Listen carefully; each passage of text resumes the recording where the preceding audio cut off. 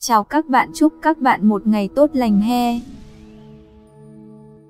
Hello, my name is Tony Dong. Pence lands at Korean DMZ day after North Korea's failed missile test camp Boniface, South Korea, Washington. April 17, Reuters. U.S. Vice President Mike Pence, pledging an unshakable commitment to South Korea, landed at a U.S. military base next to the demilitarized border with North Korea. A day after a failed missile launch by the North, Pence flew to South Korea on the first stop of the four-nation Asia tour intended to show America's allies and remind its adversaries that the Trump administration is not turning its back on the increasingly volatile region. The demilitarized zone DMZ is a heavily mined, 4 km wide 2.5 mile wide strip of land lined with barbed wire running across the Korean peninsula, with soldiers on both sides in a continual eyeball-to-eyeball standoff. Pence, whose father served in the 1950-53 Korean War, said he was humbled to be at the DMZ and hailed the alliance with South Korea. "It is a testament to the unshakable bond between our people," he said.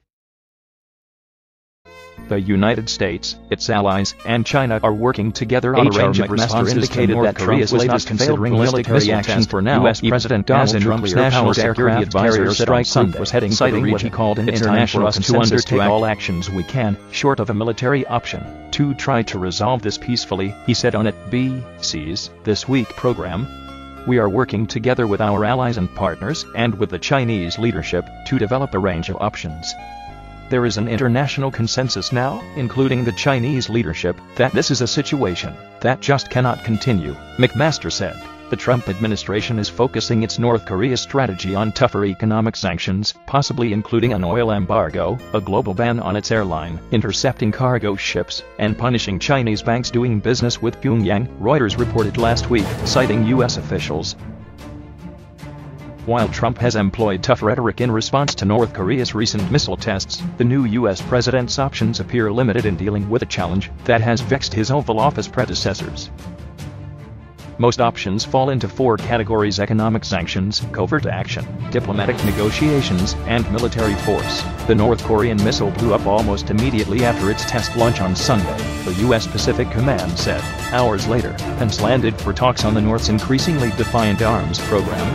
His visit came a day after North Korea held a military parade in its capital, Pyongyang, marking the 105th anniversary of the birth of founding father Kim Il-sung. What appeared to be new long-range ballistic missiles were on display in the parade. We'll see what happens. Tensions have risen as Trump takes a hard rhetorical line with North Korean leader Kim Jong-un, who has rebuffed admonitions from China and proceeded with nuclear and missile programs seen by Washington as a direct threat. Trump acknowledged on Sunday that the softer line he had taken on China's management of its currency was linked to Beijing's help on the North Korea issue. "Why would I call China a currency manipulator when they are working with us on the North Korean problem? We will see what happens," Trump said on Twitter. Trump has backed away from a campaign promise to label China in that way. South Korea said the North's latest show of force threatened the whole world.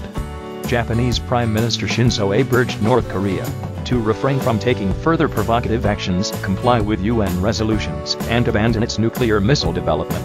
Japan will closely cooperate with the US and South Korea over North Korea, and will call for China to take a bigger role, Abe told Parliament.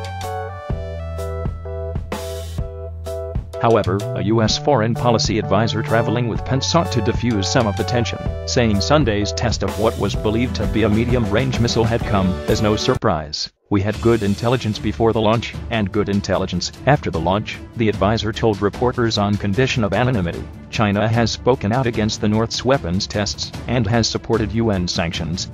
It has repeatedly called for talks, while appearing increasingly frustrated with the North. Beijing banned imports of North Korean coal on February 26, cutting off Pyongyang's most important export.